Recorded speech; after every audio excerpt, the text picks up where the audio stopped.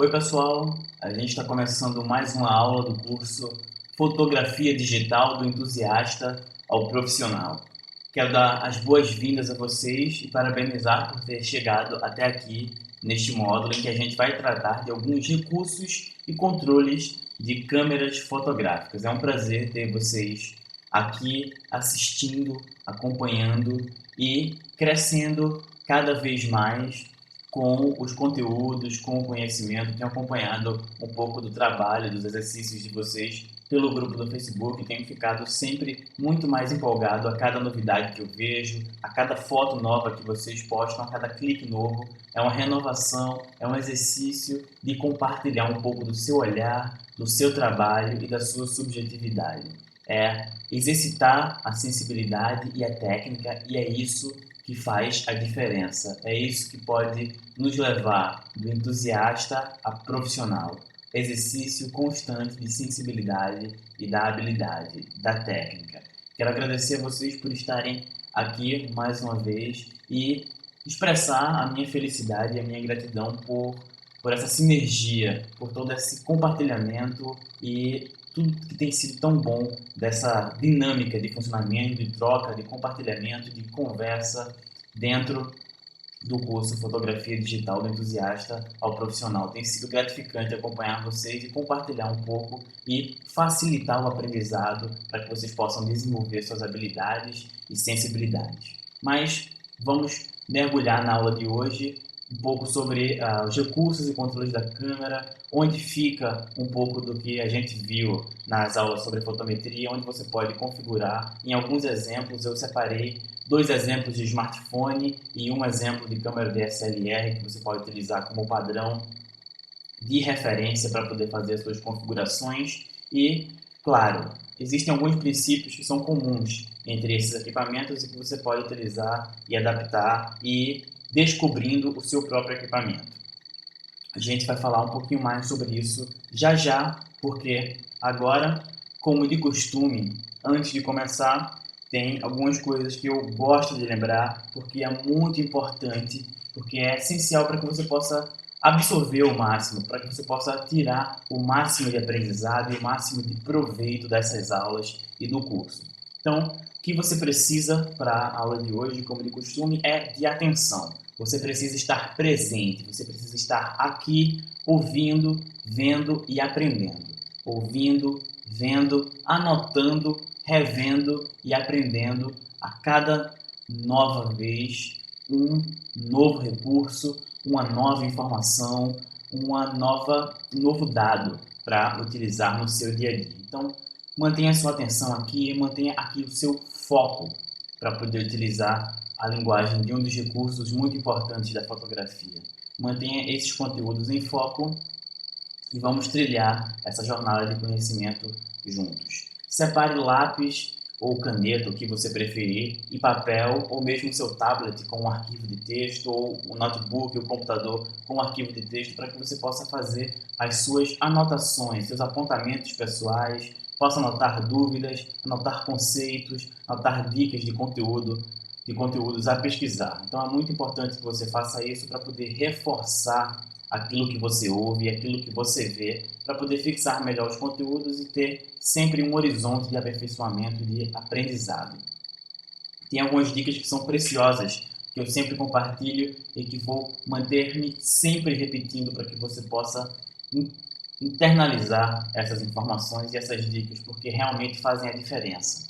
Que é separar um caderno específico para anotar o curso, um caderninho pequenininho ou um bloco de notas, separe para sistematizar suas observações, seus apontamentos, suas dúvidas, as dicas que eu dou no decorrer do curso, porque esse bloco de notas, esse caderno, vai servir como um guia, como um roteiro da construção do seu conhecimento que você pode revisitar sempre e pode otimizar o teu tempo e te ajudar muito na hora de fazer a revisão, de tirar alguma dúvida, de revisitar algum conceito, de aprender algo específico ou de compartilhar mesmo com as pessoas. Então é muito importante que você faça os seus apontamentos pessoais e que separe um bloco de notas, um caderno, um espaço específico para isso. Pode ser também em um arquivo de texto, um documento de texto no seu computador, no seu tablet ou no smartphone, não importa. O importante é que você tenha um espaço específico onde possa sistematizar as suas informações, apontamentos,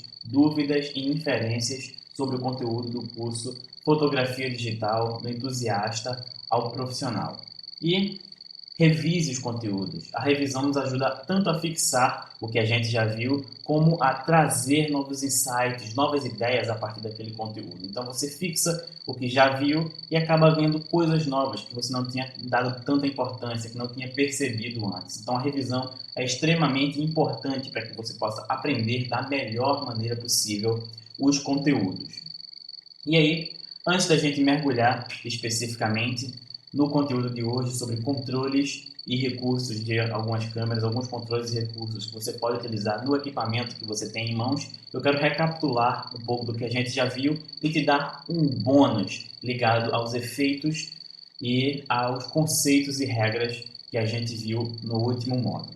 A gente já viu desde o primeiro módulo um pouco da história da fotografia, onde a gente pôde acompanhar a evolução dos princípios que tornaram possível a fotografia que não tem um único criador, ela tem várias pessoas no decorrer da história que deram contribuições para torná-la possível, para tornar possível o registro permanente da imagem que nós vemos. A gente viu como na história a fotografia foi evoluindo, como os equipamentos fotográficos evoluíram até chegar hoje na fotografia digital, que é o enfoque do nosso curso. Como isso é possível?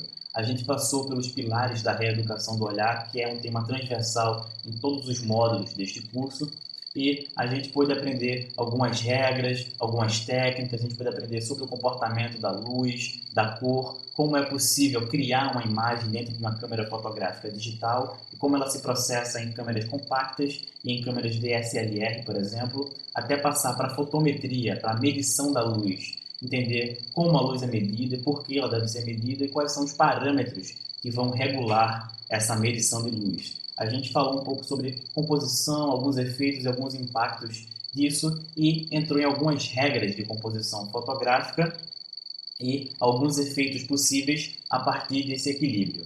E como bônus, para complementar um pouco do módulo passado, antes da gente falar dos recursos e dos controles, eu quero trazer dois novos efeitos que a gente pode abordar também, que são interessantes para você. Esse efeito é um que a gente já vem abordando durante todo o curso, mas é o contraluz. Eu trago novamente essa foto que eu utilizei para ilustrar o Golden Hour, que é aquele dourado, os vários tons de cor diferente da luz do pôr do sol, que nos ajuda também a utilizar o efeito lens flare, porque o sol está mais baixo, está mais ou menos, está na linha do horizonte, está mais ou menos direcionado em um ângulo que faz um ângulo frontal com a lente da câmera, que bate de frente, não está tão alto, não está acima, ele está mais ou menos de frente, o que dá para a gente trabalhar melhor com o efeito Golden Hour das cores que ocorrem por conta desse posicionamento do Sol e por conta da incidência direta de luz também, que pode trazer aquele lens flare, que é aquele pontinho de luz incandescente dentro da imagem que a gente pode trabalhar para trazer um efeito mais poético, mais dramático dentro da foto. E aí, junto com essa luz que está posicionada no alinhamento da nossa foto, tem o contraluz. A gente pode usar também o contraluz quando a luz está um pouco acima, mas a luz precisa estar por trás do objeto que a gente quer fotografar. Nesse caso aqui, a luz do sol estava atrás das montanhas. E aí eu tinha na frente das montanhas um nível de luz e atrás das montanhas um nível de luz muito maior. O contraluz se dá assim, quando eu tenho um objeto intermediário e ele recebe determinada luz e a parte de trás, o background, o que está atrás do meu objeto, tem uma intensidade de luz muito maior. Então, para poder fazer com que ele fique em contraluz, para que eu possa dar o efeito de silhueta, que é o que está nessa foto aqui, você só consegue ver a silhueta das montanhas, mas você não vê claramente as montanhas. Então aqui você tem um desenho da silhueta das montanhas, mas você não vê os detalhes das montanhas, não vê a cor. Apenas aquela sombra e você vê os detalhes do que está aqui, porque aqui tem uma luminosidade muito maior do que o que está aqui de frente das montanhas. Então, o que é necessário para poder fazer uma fotografia em contraluz, para poder fazer uma silhueta, é ter uma luz muito maior atrás do objeto que eu quero fotografar e regular a minha fotometria, regular o fotômetro a partir dessa luz muito maior aqui atrás, porque aí eu tenho claramente essa luz bem definida e aqui, como esse objeto recebe uma intensidade muito menor de luz, ele vai ficar escuro, vai ficar subexposto. E daí eu consigo extrair essa silhueta. Fica tudo preto, tudo escuro aqui, e aquele ponto com maior intensidade de luz, que foi onde eu regulei a fotometria, fica bem claro. E é assim que eu consigo um efeito de contraluz, é assim que eu consigo um efeito de silhueta.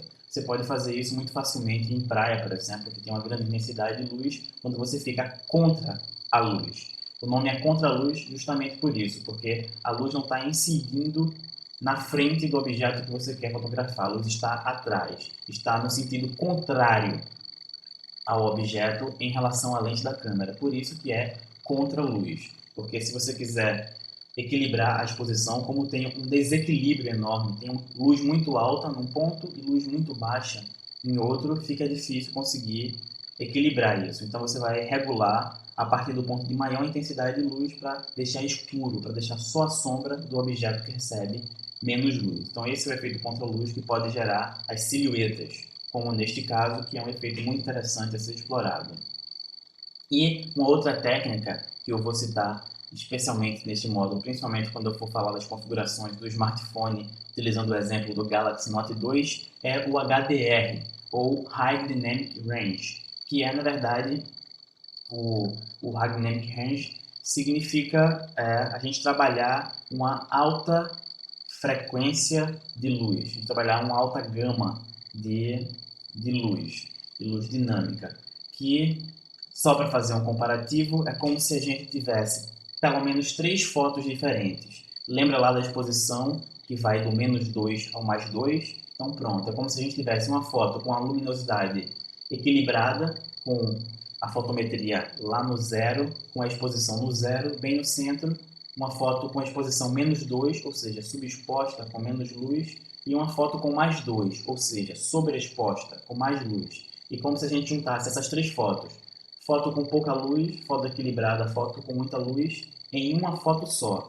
Então, juntando essas 3 fotos, a gente consegue ter mais detalhes das imagens, porque o que ficaria estourado, porque teria luz demais, vai ser equilibrado pela foto que está escura. O que tem pouca luz, que ficaria escuro, vai ser equilibrado pela foto que tem muita luz, porque vai trazer a informação visual daquilo ali.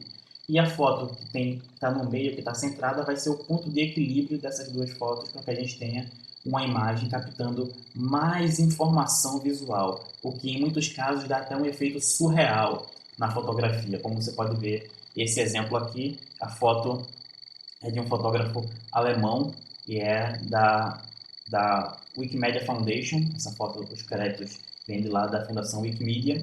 E aqui você tem uma foto em HDR e a foto seria comum. A foto comum, com a fotometria equilibrada, deixaria essas árvores escuras e essa lateral aqui escura, e esse céu dessa cor.